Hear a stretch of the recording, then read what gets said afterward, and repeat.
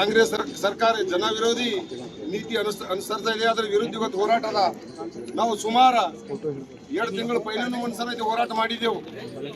ಆವಾಗನು ನಮ್ಮ Bidar municipality minister Rahim Khan ಅವರು ಇತರ ಏನಿಲ್ಲ ಗೊತ್ತಾಯ್ತಾ ಇಲ್ಲ.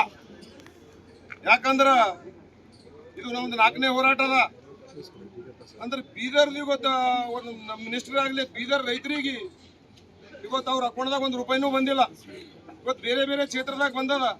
ಬಟ್ ನೀವೇನು ನಿದ್ದೆ ಮಾಡ್ತಾ ಇದ್ರಿ ನನಗೆ ಗೊತ್ತಾಯ್ತಾ ಇಲ್ಲ. ಬೀದರ್ ನಮ್ದು ಮಿನಿಸ್ಟರ್ ಅದರ ನಿಮಿತ್ತವಾಗಿ ನೀವು ಕೂಡಲೇ ರಾಜೀನಾಮೆ ನಿಮ್ಗೆ ಕೊಡ್ಬೇಕು. ನೀವು ಇದಕ್ಕೆ ನಾಲ ಹಾಕಿದ್ರಿ ಅಂತೇಳಿ ಇವತ್ತು ನಾ ಈ ಮೀಡಿಯಾ ಮುಖಾಂತರ ತಮಗೆ ಹೇಳಕ್ ಬಯಸ್ತೀನಿ. ಒಂದು ವೇಳೆ ಈಗಾಗಲೇ ನಮ್ಮ ಭಾರತೀಯ ಜನತಾ ಪಕ್ಷ ಬಿಟ್ಟಂತ ಭಾಗ್ಯಲಕ್ಷ್ಮಿ ಯೋಜನೆ ಇರಬಹುದು.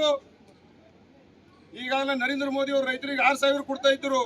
ನಮ್ಮ ಭಾರತೀಯ ಜನತಾ ಪಕ್ಷ ಯಡಿಯೂರಪ್ಪನ ಸರ್ಕಾರ ಇದ್ದಾಗ 4,000 ಕೊಡ್ತಾ ಇದ್ರು. ಅದನ್ನು ಇವತ್ತು ಕಟ್ ಮಾಡಿಬಿಟ್ರಿ. ತಾವು ಕೂಡಲೇ ಪ್ರತಿಯೊಬ್ಬ ರೈತರಿಗೆ ಅವ್ರ ಅಕೌಂಟಿಗೆ ಹಣ ಹಾಕೋ ವ್ಯವಸ್ಥೆ ಮಾಡಬೇಕು. ಇಲ್ಲ ಅಂದ್ರೆ ನೀವು ರಾಜೀನಾಮೆ ಕೊಟ್ಟು ಹೋಗ್ಬೇಕಂತ ಹೇಳಿ ನಾ ಈ ಮೀಡಿಯಾ ಮುಖಾಂತರ ತಮಗೆ ಹೇಳಕ್ ಬಯಸ್ತಾ ಇದ್ದೀನಿ. ಜೈ ಹಿಂದ್, ಜೈ ಭಾರತ್.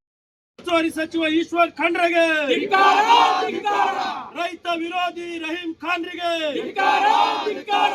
ಭಾರತೀಯ ಜನತಾ ಪಕ್ಷದ ಬೀದರ್ ನಗರ, ಬೀದರ್ ಗ್ರಾಮಾಂತರ, ಬೀದರ್ ದಕ್ಷಿಣ ವಿಧಾನಸಭಾ ಕ್ಷೇತ್ರದ ಈ ಹೋರಾಟದಲ್ಲಿ ಭಾಗವಹಿಸುವಂತ ಎಲ್ಲ ಹಿರಿಯರೇ, ಇವತ್ತು ಈಗಾಗಲೇ ನಮ್ಮ ಗ್ರಾಮಾಂತರ ಮಂಡಲ ಅಧ್ಯಕ್ಷರು ಹೇಳಿದ ಹಾಗೆ 4ನೇ ಸಲ ಇವತ್ತು ನಾವು ರೈತರ ಪರವಾಗಿ ಹೋರಾಟ ಮಾಡ್ತಾ ಇದ್ರು ಕೂಡ ಒಂದೇ 1 ರೂಪಾಯಿ ರೈತರ ಖಾತೆಗೆ ಹಾಕದ ಈ ಕಣ್ಣು ಮುಚ್ಚಿ ಕುಳಿತಿರುವ ಕಾಂಗ್ರೆಸ್ ಸರ್ಕಾರದ ವಿರುದ್ಧ ಇವತ್ತು ನಾವು ಏನು ಹೋರಾಟವನ್ನು ಹಮ್ಮಿಕೊಂಡಿದ್ದೆವು.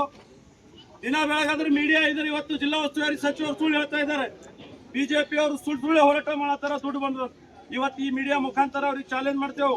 ನೀವು ನಮ್ಮ ಬೀದರ್ ವಿಧಾನಸಭಾ ಕ್ಷೇತ್ರ, ಬೀದರ್ ದಕ್ಷಿಣ ವಿಧಾನಸಭಾ ಕ್ಷೇತ್ರ ಯಾವ್ದಾದ್ರು ಒಬ್ಬ ರೈತರ ಅಕೌಂಟಿಗೆ ದುಡ್ಡು ಬಂದ್ರೆ ನಾಳೆ ಬಂದು ಪ್ರೆಸ್ ಎದುರು ತೋರಿಸ್ತೀನಿ. ಸುಳ್ಳು ಹೇಳೋರು ನೀವು ಎಲ್ಲ ಸುಳ್ಳು ಹೇಳಿ ಅದು ಮತ್ತೆ ಅದ್ರ ಹೊರೆ ಹೊರಿಸೋದು ಬಿಜೆಪಿನಲ್ಲಿ. ಇಂಥ ನೀಚ ಕೆಲಸ ಏನು ಇವತ್ತು ಇಬ್ರು ಸಚಿವರು ಬೀದರ್ ಜಿಲ್ಲೆಯಲ್ಲಿ ಮಾಡ್ತಾ ಇದ್ದೀರಿ, ಅದಕ್ಕೆ ಭಾರತೀಯ ಜನತಾ ಪಕ್ಷ ವಿರೋಧ ಮಾಡ್ತದೆ. ಇವತ್ತು ರೈತರ ಕಬ್ಬಿನ ದರ ಇರ್ಬೋದು, ಪಕ್ಕದ ಕಲಬುರಗಿಯಲ್ಲಿ 3,150 ಕೊಟ್ರ ನೀವು 2,950 ಕೊಡ್ಲಕ್ಕೆ ತಿಳ್ಕಾಡ್ತಾ ಇದ್ದೀರಿ ಸಚಿವರೇ. ನೀವು ನಮ್ಮ ಬಗ್ಗೆ ಮಾತಾಡುವಂತ ಯೋಗ್ಯತೆ, ಭಾರತೀಯ ಜನತಾ ಪಕ್ಷದ ಬಗ್ಗೆ ಮಾತಾಡುವಂತ ಯೋಗ್ಯತೆ ನಿಮ್ಗಿಲ್ಲ ಅನ್ನುವಂತ ಮಾತು ಈ ಹೋರಾಟದ ಮುಖಾಂತರ ಖಂಡಿತವಾಗಿ ಹೇಳ್ತೇವೆ. ಇವತ್ತು ಇದೇ ರೀತಿ ನೀವು ಮಾಡಿದ್ರೆ ಮತ್ತೆ ಬರುವಂತ 2ನೇ ತಾರೀಕು ಕೂಡ ಭಾರತೀಯ ಜನತಾ ಪಕ್ಷ ಜಿಲ್ಲಾ ವತಿಯಿಂದ ಹೋರಾಟ ಇದೆ. ಅವತ್ತು ತಕ್ಕ ಉತ್ತರವನ್ನು ನಾವು ಕೊಡಬೇಕಾಗ್ತದೆ ಅನ್ನುವಂತ ಮಾತು ಹೇಳಿ ನನಗೆ ಮಾತಾಡೋಕೆ ಅವಕಾಶ ಕೊಟ್ಟಂತ ಧನ್ಯವಾದಗಳು. ಮಾತಿಗೆ ವಿರಾಮ ಕೊಡ್ತೀನಿ.